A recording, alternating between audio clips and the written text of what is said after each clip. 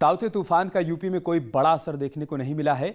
UP के कई जिलों में देर रात से बारिश हो रही है। सोनभद्र में भी तेज हवाओं के साथ बारिश हुई, जिससे आम की बागवानी करने वाले किसानों को नुकसान की आशंका है। वहीं पश्चिमी यूपी में भी रात से ही रुक रुक कर बारिश हो रही है। मौसम विभाग ने अलर्ट जारी किया है और लोगों से एहतियात बरतने की अपील भी की गई है। लेकिन फिलहाल अभी उत्तर प्रदेश में बहुत ज़्यादा इसका असर देखने को नहीं मिला है।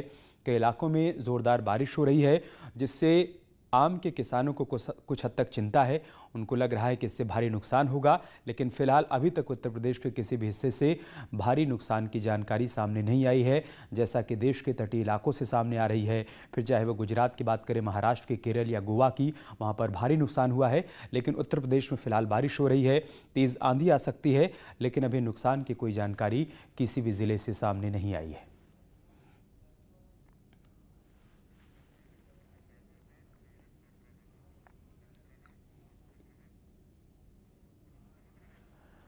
और अलग अलग शहरों से हमारे सहयोगी इस वक्त हमारे साथ जुड़ चुके हैं। गाजियाबाद से अमित राणा हमारे साथ जुड़े हुए हैं, मेरठ से निखिल अग्रवाल हमारे साथ हैं, मुरादाबाद से फरीद शमसी हमारे साथ हैं। अमित, फिलहाल सबसे पहले मैं आपके पास ही आऊँगा। अभी नुकसान की कोई जानकारी नहीं है उत्तर प्रदेश में। ताउते तूफान से फिलहाल अलर्ट जारी कर दिया गया है, लेकिन नुकसान की कोई जानकारी नहीं है। गाजियाबाद में किस तरीके का मौसम बना हुआ है, क्या अपडेट है वहाँ से?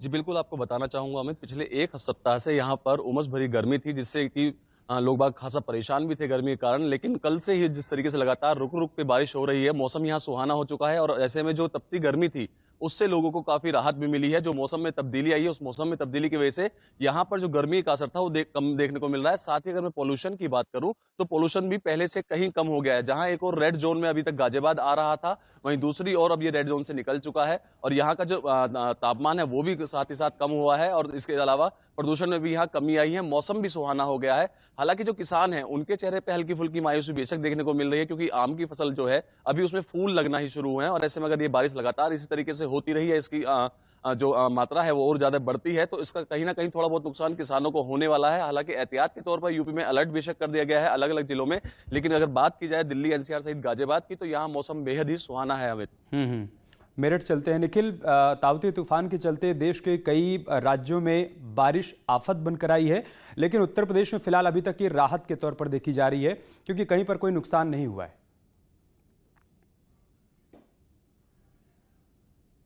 बिल्कुल, जिस तरीके से तटीय तस्वीरें हम दिखा रहे हैं कि आफत बनकर आया है ताउते, लेकिन पश्चिमी उत्तर प्रदेश में इसका मौसम सुहाना बना हुआ है। मैं आपको बता सकता हूं, मेरठ, गाजियाबाद, मुजफ्फरनगर और बागपत, जो दूसरे जिले हैं, पश्चिम उत्तर प्रदेश के दूसरे जिले हैं, वहां रुक रुक कर बारिश जरूर हो रही है, लेकिन ये मौसम बहुत सुहाना बना हुआ है। लोगों ने तपती गर्मी से राहत की सांस ली है। जो पारा 30-35 के आसपास जा रहा था, लेकिन उस पारे में आज कमी आई है। और जिस तरीके से मैं आपको बता दूं कि कल के लिए मौसम वैज्ञानिकों ने अलर्ट जारी किया है कि कल तेज बारिश आ सकती है, कल तेज हवाएं चल सकती है, तो उसको लेकर कुछ लोगों ने तैयारी जरूर की है। लेकिन कुदरत का कहर है।